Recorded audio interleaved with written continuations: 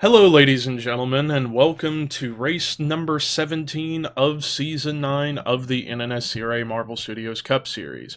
I am Levi McIntyre, the voice of the NNSCRA Marvel Studios Cup Series, here to welcome you to the Goodyear Challenge here at Champs Elysees Raceway Park as we're getting set for 11 laps of racing here at this 2 3/4 of a mile road course, as we should be in for quite something here today at Champs Elysees. Starting lineup for today, Ashland Boyd, Stuart Campbell in the last row. Top 10, Alexander Rowe is on the pole for today's race. Starting next to him is Joey Parkhill. Row 2, Jesse Turner, Scott Groverston. Row 3, Jordan Lopez, Jonathan Zorline. Row 4, teammates Rafael Leduc and Patrick Smith. And then row 5, Michael Norman, Seth Cole. Let's get the command to fire engines for the Goodyear Challenge at Champs Elysees. Drivers, start your engines!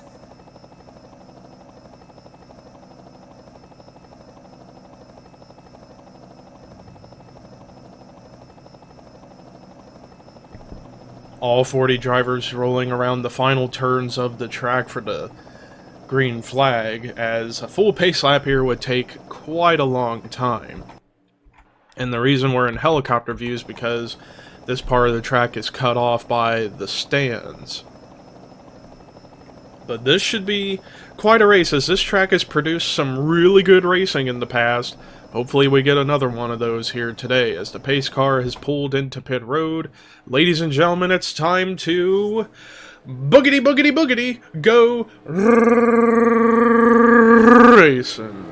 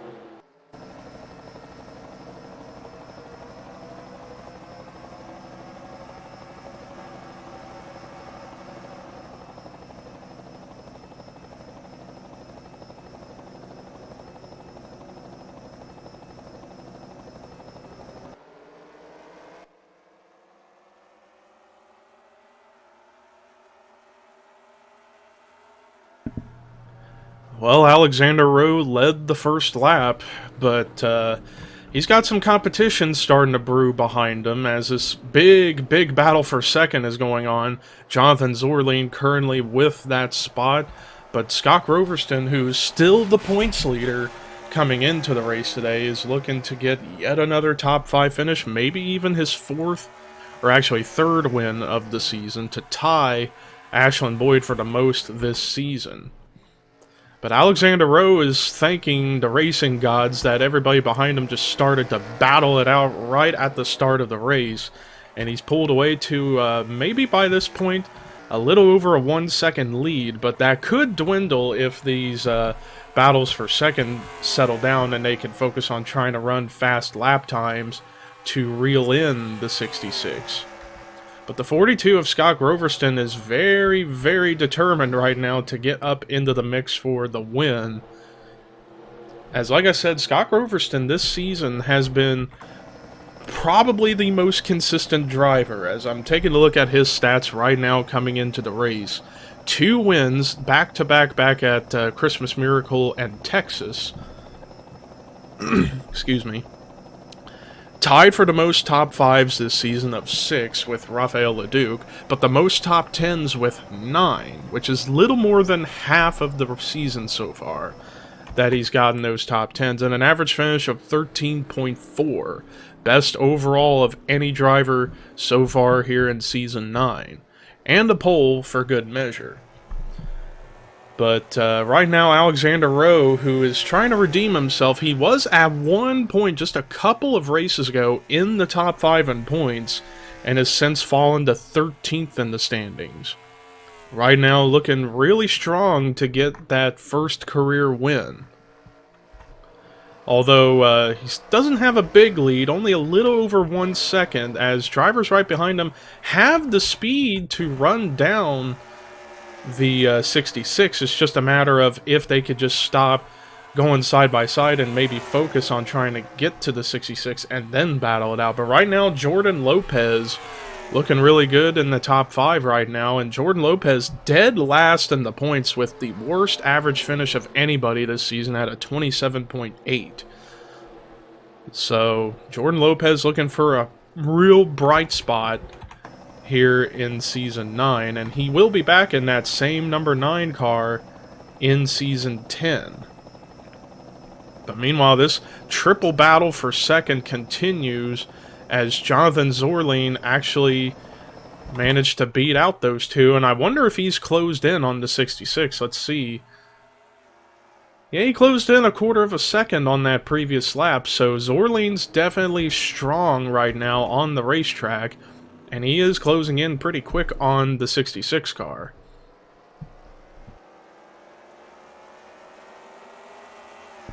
But of course, another big factor we have to keep in mind, when will drivers have to come to pit road?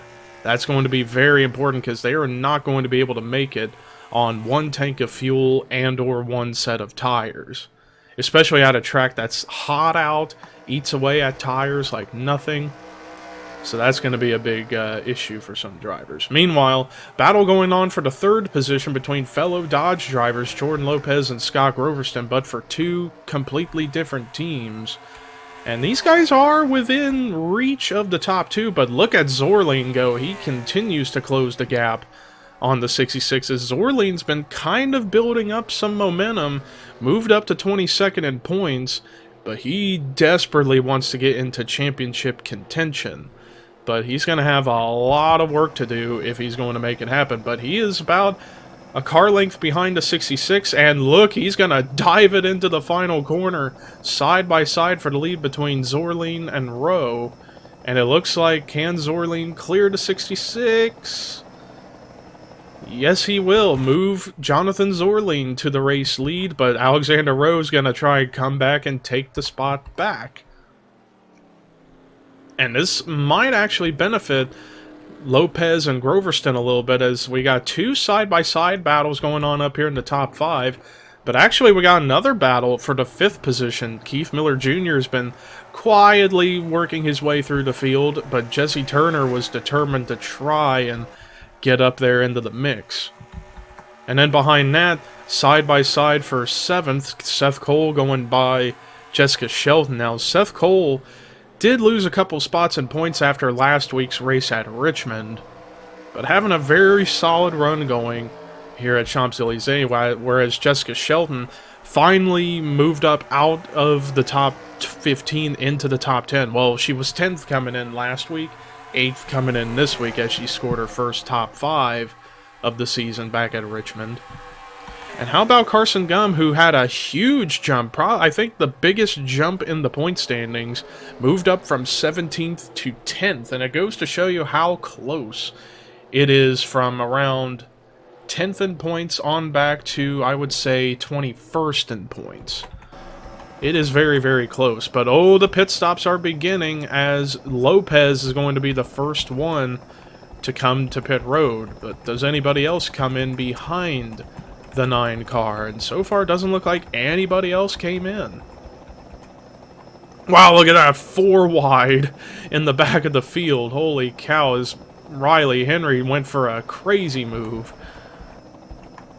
But yeah, Jordan Lopez was the only one to come to pit road under that lap, so That's going to really hurt the 9 car's chances of finishing well, because he might have to pit one more time, whereas everybody else up here, I think once they come to pit road this time or next time by, they will be good to go, I would assume.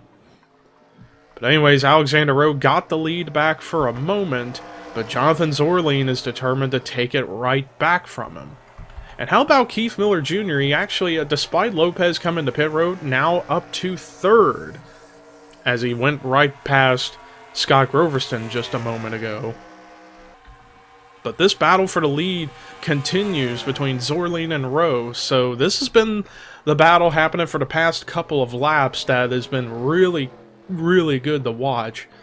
These two young studs, well, Rowe being the one rookie up in this battle, whereas Zorleen is the veteran, although Rowe, it looks like he's going to come to pit road, so that's going to put him at a slight disadvantage as far as making it on gas, but we'll see how it all plays out. But Zorleen going to stay out to try and guarantee himself one pit stop before the end of the race, because it's now 5 laps to go, and most of the field that came in are pitting with 6 heading into 5 laps to go, so it's going to be close. But I think these drivers back here coming into pit road can make it. But only a few drivers stayed out, and those were Zorleen, McIntyre, Young, Drayson, Fitzwater, Brock, Belding. Actually, a good chunk of the field stayed out, so that's actually about half the field that has yet to come to pit road. But Jonathan Zorleen right now hanging on strong in the lead as he's trying to guarantee himself one pit stop, so that way if everybody else that did come to pit road just now would not make it on gas, and he would, and make a run for the win that way. So this could come down to fuel mileage, but remember, there are cautions on here at Champs Elysees, so a caution could pay to all of that if something goes wrong. But I'm watching Zorleen. Let's see if he's going to come in this time. Yes, he will. Anybody else coming in behind? Looks like everybody up here in the top 10. Although William Brock's going to stay out an extra lap. So too will Johnny Gardner.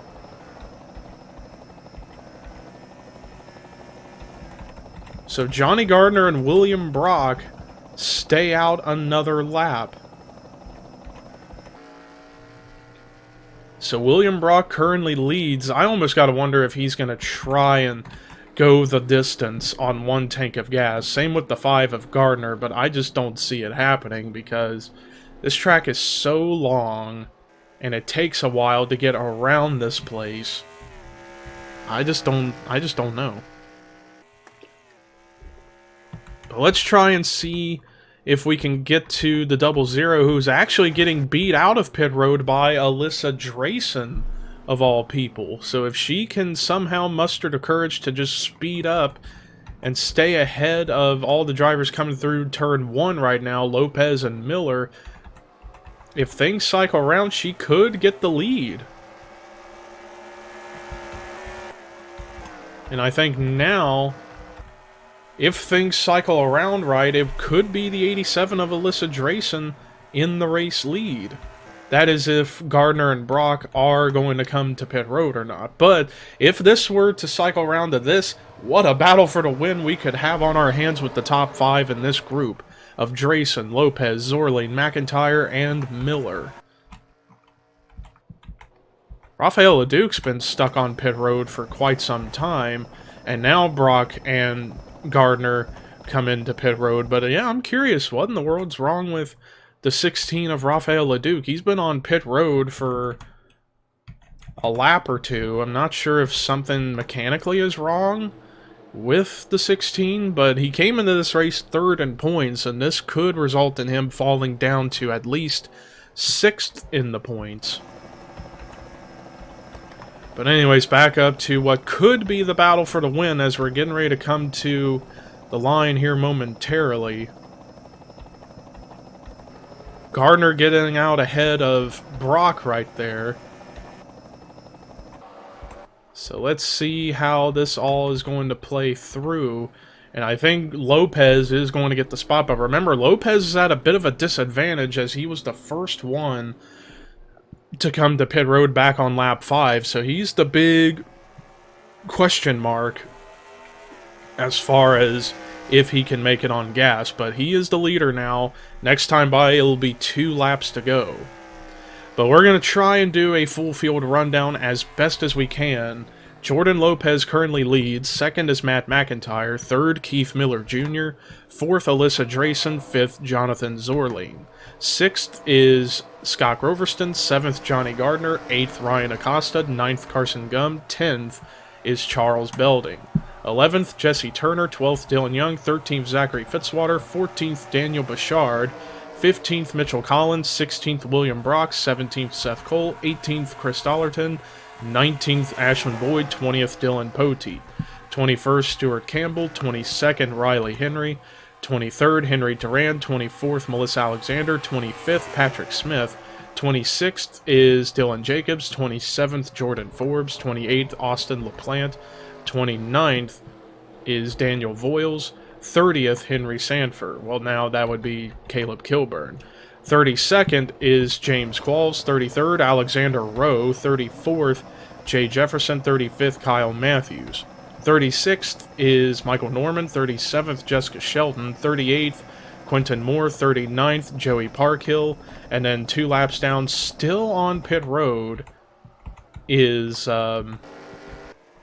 Rafael LeDuc. But now we got less than 2 laps to go. Keith Miller Jr. now takes the race lead from Jordan Lopez, and I'm shocked Lopez didn't come to pit road. Maybe he is going to try and risk it and stay out and try and get the win here.